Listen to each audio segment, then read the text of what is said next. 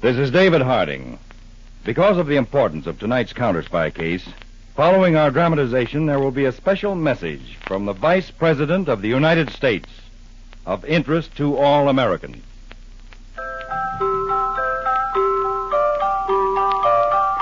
Pepsi-Cola, P-E-P-S-I. That's your smartest cola buy. Pepsi-Cola presents Counterspy.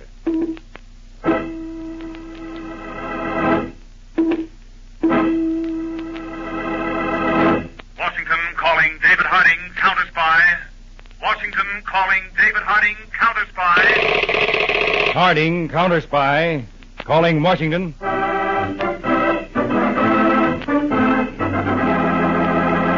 United States Counterspies, especially appointed to investigate and combat the enemies of our country, both at home and abroad. Tonight, the case of a courageous come-on. Another Counterspy report to the American people. Brought to you each Tuesday and Thursday by Pepsi-Cola. Pepsi-Cola, hit the spot. 2 full glasses, that's a lot. That's right, you heard what they said. 2 full glasses of sparkling Pepsi from one big 12-ounce bottle. You're getting an extra glassful. And what a delicious glassful. The most refreshing, delightful cola that ever tickled your taste. You can't top Pepsi's tangy flavor. And that big, big bottle saves you money. Goes twice as far. Pepsi's America's big, big favorite. And America's biggest cola value. So why take less when Pepsi's best? Whenever you reach for refreshment, remember, Why take less when Pepsi's best? And now to Counterspy.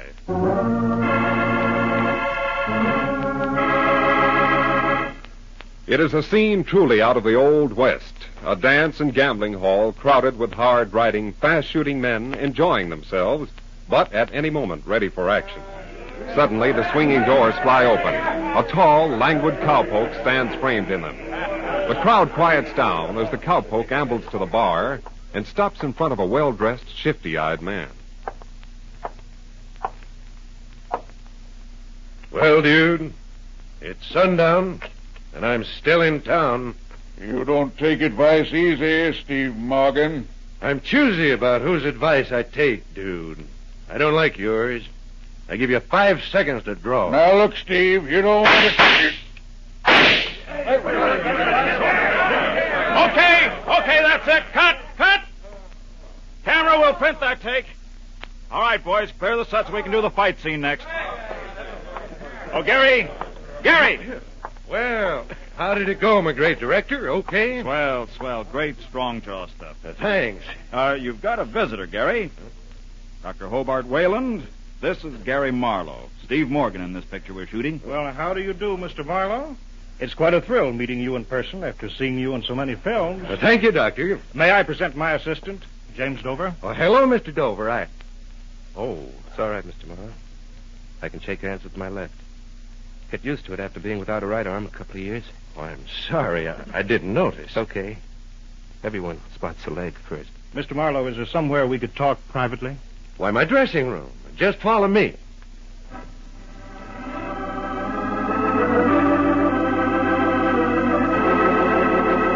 To get to the point, Mr. Marlowe, I'm heading the Institute for Disabled Workers, and we're embarking on a large fundraising campaign. Well, maybe I'd better save your time, Dr. Whalen. All my charitable contributions are handled by my business manager. We're not looking for charity, Mr. Marlowe. Jimmy? Why is it every time you guys see somebody without an arm or a leg, you think of tin cups and begging? Oh, I'm sorry. I thought... Sure, I know you thought we're looking for a handout. Charity, huh? Did you ever take any, Mr. Marlowe? It sticks in your craw. Jimmy, you better wait outside. I'm sorry, Doctor. Believe me, Mr. Dover, I didn't mean... mean... My fault, Mr. Marlowe. I fly off the handle too easy. Wait outside, Jimmy. I'll finish our business with Mr. Marlowe. All right, Doctor. I'm sorry again. I'm always being sorry.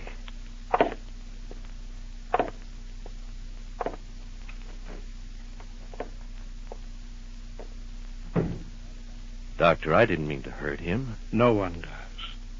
You see, Mr. Marlowe, that's what my institute is for. to educate the public to the abilities of disabled people. To accept a man, minus an arm and a leg like Jimmy, for instance, as a man, not a cripple. Dr. Wayland, any way I can help you, I will. Well, thank you, Mr. Marlowe. You can by contribution. Not of your money, but of your time. Yes? A month from now, we're holding a benefit in New York City. It's to raise money to set up a chain of industrial and liberal arts schools for the disabled, so they can become self-employed. A month from now, you said? Yes. And I'd like you, the famous Western film star, to be our master of ceremonies. We'll have a full program of stars and celebrities. Why, I think I can do it, Dr. Whalen. I'll have to clear it with my agent, my studio, but that should be simple. Splendid, Mr. Marlowe. Thanks for your cooperation. I'll have my secretary, Miss Vicky Brent, call you for a final confirmation. Good day, sir. To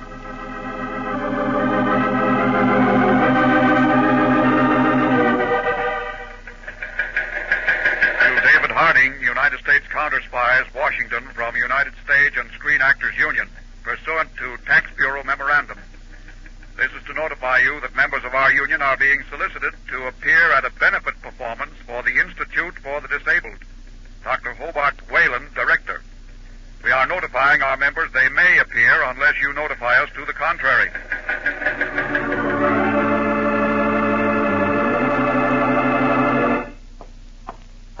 Mr. Harding, the telegram just came in for you. Let's see, Peters. Oh, yes. What's it all about? Oh, that's right. You were out of town on the Horn case when this memorandum was issued. I must have been. I don't know what it refers to. Charity benefit performances. The Tax Bureau has been having trouble with them. Oh? How? Well, in some instances, the tax regulations allow entertainers to deduct contributions of their services to charity just as if they had donated cash. But there were a number of benefits last year that were nothing but highly organized rackets. Oh, I get it. The tax people wouldn't allow the deductions for playing those benefits. That's right. So we've worked out an arrangement with them and the various entertainers' unions. They notify us of scheduled benefits. We make a routine investigation. Do the sponsors of the benefits know about it? Not if we give them a clean bill of health. And if we don't? No benefit. Unless they want to promote one for themselves in the penitentiary. Fine. For once we get a chance to stop a crime before it's committed. That's about it. So put this institute and this Dr. Hobart Whalen through a routine investigation. Then we can forget it. Unless, of course, it turns out to be not routine.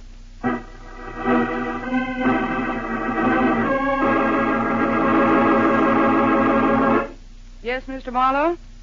Well, this is Dr. Whalen's secretary. I'll give him your message just as soon as he gets back here to the office. And we'll see you in New York in a month. Goodbye. The great Gary Marlowe, I think he? Yes, Jimmy. He says he'll MC the benefit performance. Wonderful. You're not very enthusiastic about it, are you, Jimmy? Sorry, Vicky, I've got the blues. Vicky, Jimmy, I have splendid news. What is it, Dr. Whalen? Well, I've just talked to the management of Coliseum Hall in New York by transcontinental phone. They're going to let us have the hall for our benefit for just expenses. They're giving up their usual profit. That's wonderful, Doctor. Isn't it, Jimmy? Yeah, great. Well, what's the matter? Jimmy's a little down in the dumps today. Oh? Doctor, it's just that I haven't been doing anything. Just hanging around, acting like a pitch to soften people up. I walk in, they took a look at me, and they go woozy. And, well, I can't stand the pity in their eyes when they see what the war did to me. I know how you feel, boy. That's why your job is the toughest of all. Yeah? Because you've got to stand that pity. The misplaced pity of a lot of well-meaning people. You've got to do that so we can break the ground and educate them to know that you don't need pity. We've got to show people that a boy like you is well able to take care of himself. Show them in a dramatic manner that they'll never forget. Maybe you're right, Doctor. Of course I am. Now, I just made train reservations to New York. You go down the station, get those tickets. On the double. And don't tell me that you can't do that with one leg. I know you better. Okay, Dr. Whalen. Sorry. On a double.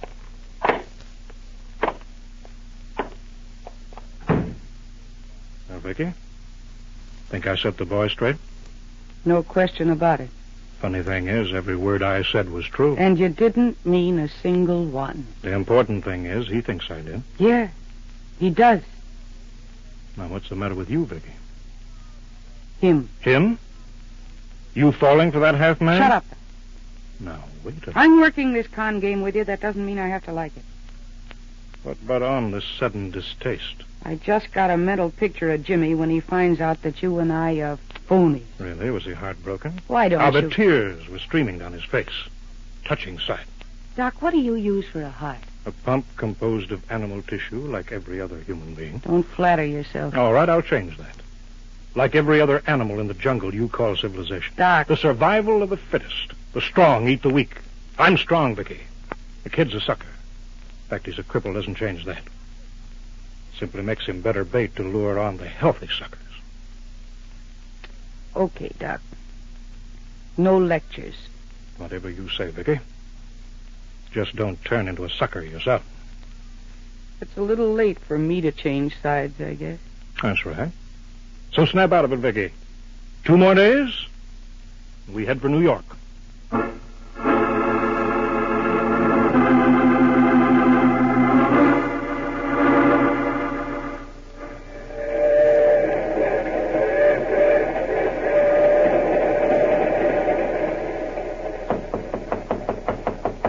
Who is it? Hey, Jimmy. May I come in? Sure, Jimmy, sure. The door's not locked. I thought you'd be in the club car. Got my own club car. Right here in my own compartment. Oh, I see.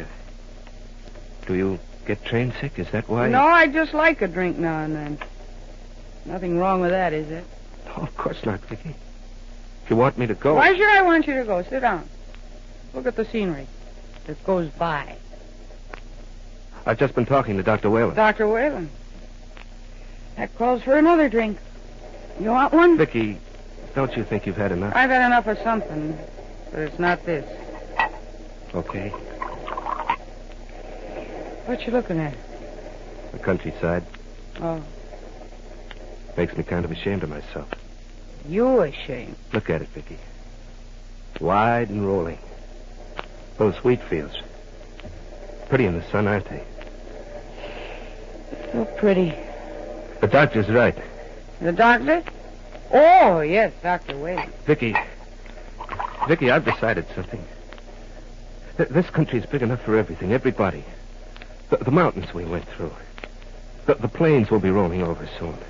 There's room in it for every man, even a guy like me, a half... Sorry, Vicky. The doc told you that, huh? Yeah, but I added something of my own. Vicky, this country's big, but it needs me. I'm alive. I've got something to give it. Me and a million other men and women like me. Trouble is, it's kind of slow to wake up to the fact. Sort of stupid. But I'm going to help smarten it up. You are. Sure, Vicky, and you, too. You know something, Jimmy? You know who's stupid? No, Vicky, who? You're stupid. How And a Vicky? sucker. Oh, what a sucker. You're not a strong one. You're not like the doc. You're not like me. Strong ones. That's me. Vicky, what are you And talking the about? doc. The doc. He couldn't even give you a prescription to buy a bandage in a drugstore. Now, Vicky, snap No, out. you listen to me. Tell you a beautiful story about a rat. A pretty rat. You think I'm pretty, don't you, Jim? Now, Vicky, makes sense. I wish I didn't, but I do. Jimmy, our organization is a phony, and the doc is a phony, and I'm a phony. Vicky, what are you saying? What am I saying?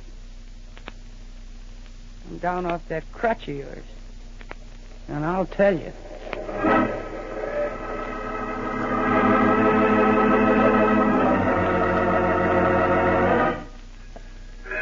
Operator, I'm in a railroad station. I only have 8 minutes. I don't know the number, but I've got to talk to Counterspy headquarters in Washington, D.C. Mr. David Harding. Mr. Peters, call Mr. Harding right away. Mr. Peters, call Mr. Harding right away. This is Peters, Dave. Yes, Peters. Has anything come in on the investigation of that benefit for the disabled? No, Chief. You said it was just routine. Well, it's not routine anymore. Bring whatever you've got to my office. We've got to go to work. Fast.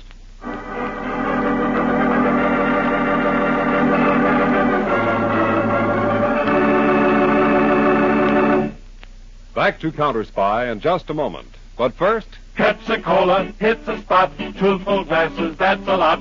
Lots more value, lots more zest. Why take less when Pepsi's best? More and more, among fellows and girls, among mothers and dads, you hear that sane and sensible question, why take less when Pepsi's best?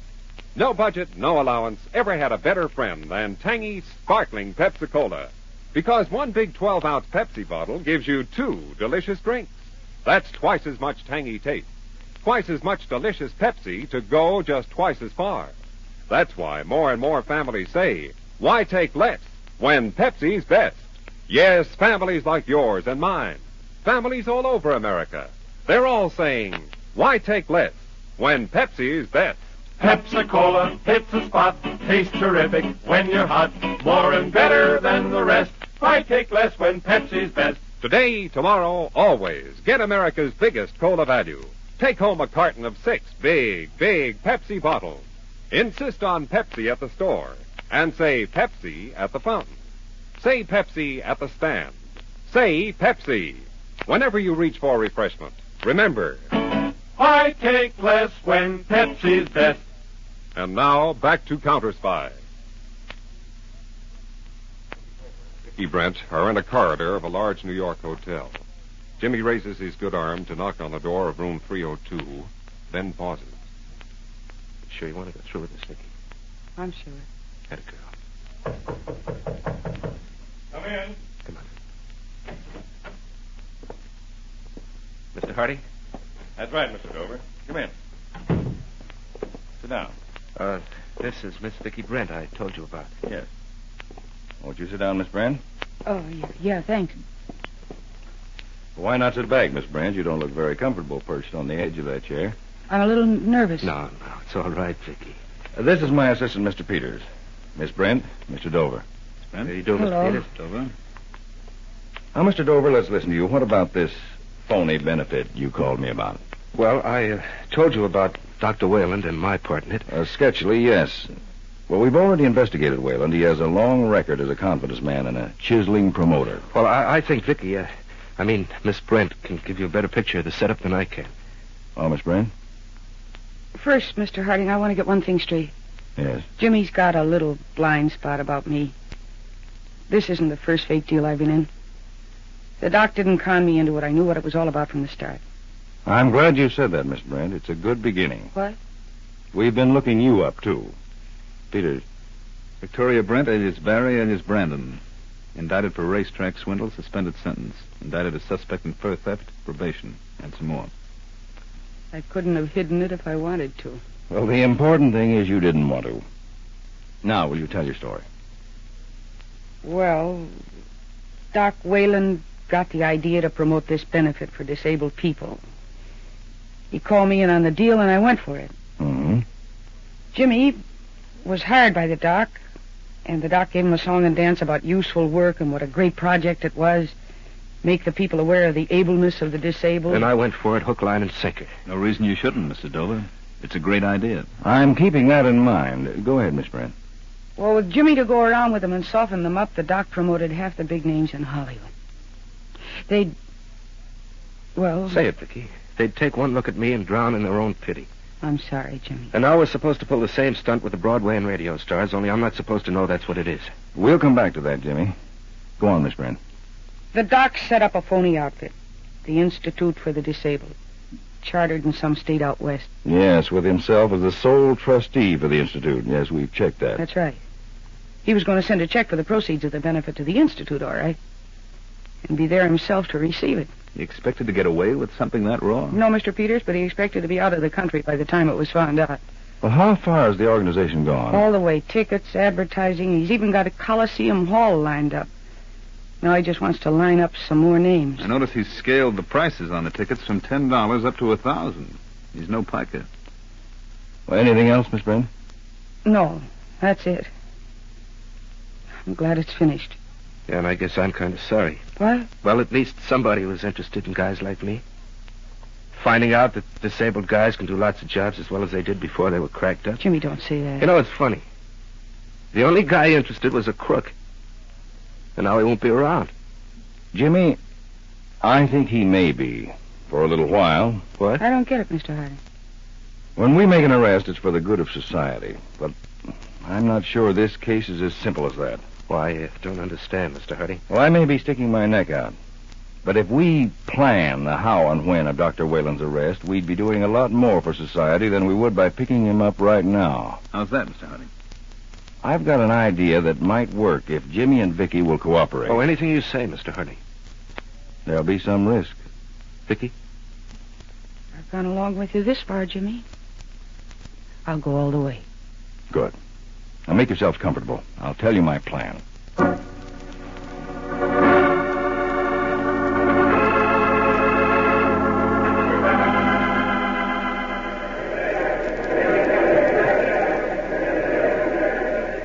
Gee, what a crowd, Jimmy.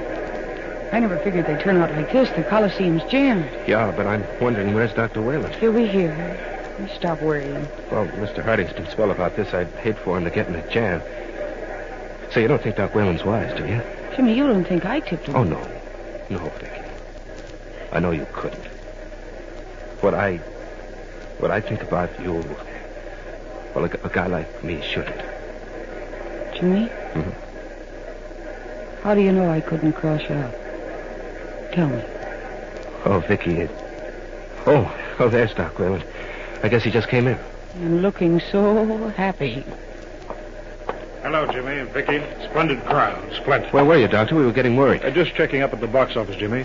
Don't you think it's time Gary Marlowe started the program? Yeah, sure, Doc. I'll tell. He's right over there.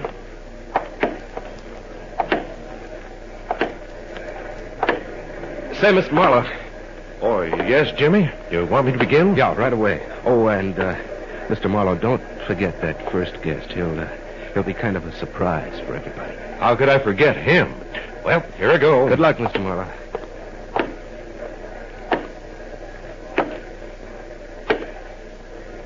Going to start, Jimmy? Yeah, right away, Dr. Whalen. Let's sit here close and enjoy the show, huh? I intend to. We put a lot of work in it. We've all put a lot of work in it, Doc.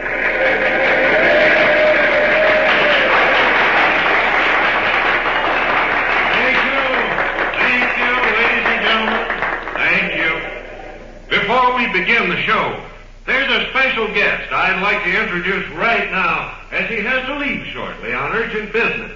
In fact, this gentleman is always on urgent business.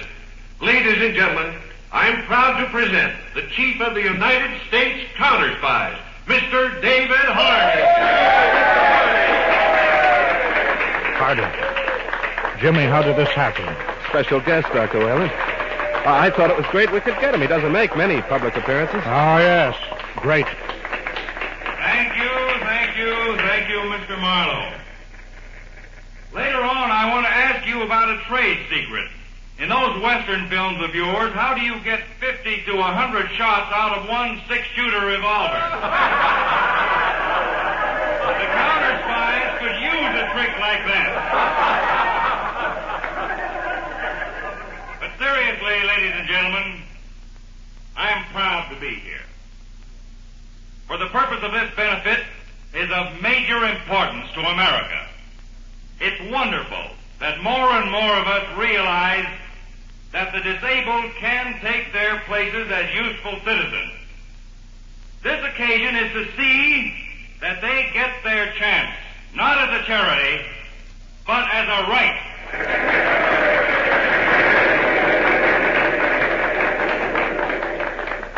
And now, will the organizers of this great event come over here? Both of you. Dr. Hobart Whalen. Thank you, Mr. Harding. And Jimmy Dover.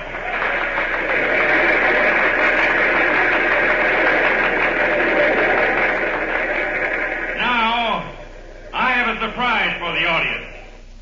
An actual arrest here on the platform. Ladies and gentlemen, splendid as this affair is, it has one black mark. It was organized by a confidence man, a swindler, a crook. This man here, Dr. Hobart Whalen. Jimmy, I want you to arrest him. I'm getting out. Oh, no, you're not, Doc. This crutch is good for something besides dreaming of it. Okay, Mr. Harding, I've arrested him. Pretty good for a supposedly disabled man, wasn't it?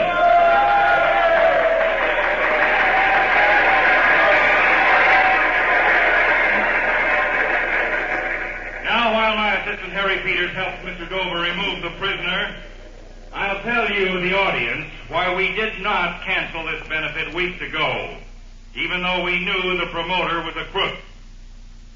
We didn't stop it because the cause is close to our hearts. The Counterspies employ many so-called disabled men and women. They hold key positions in our code division, communications, and others. So we allowed this benefit to go on. And you may rest assured that at the suggestion of the President's Committee on National Employ the Physically Handicapped Week, your money will go to a legitimate organization interested in this problem. And now, here is Gary Marlowe with the rest of the show.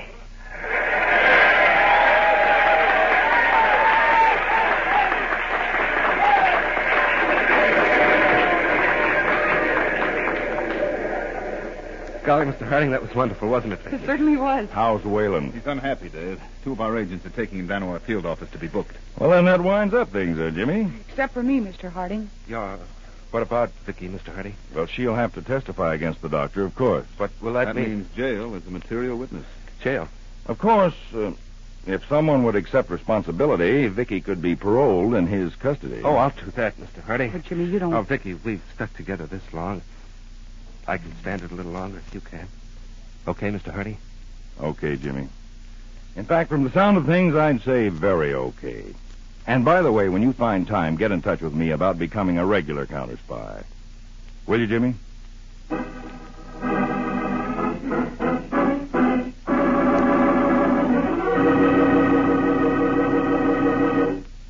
Ladies and gentlemen, it's an honor to present the following message, especially prepared for this Counterspy broadcast, by the Honorable Alban W. Barkley, Vice President of the United States.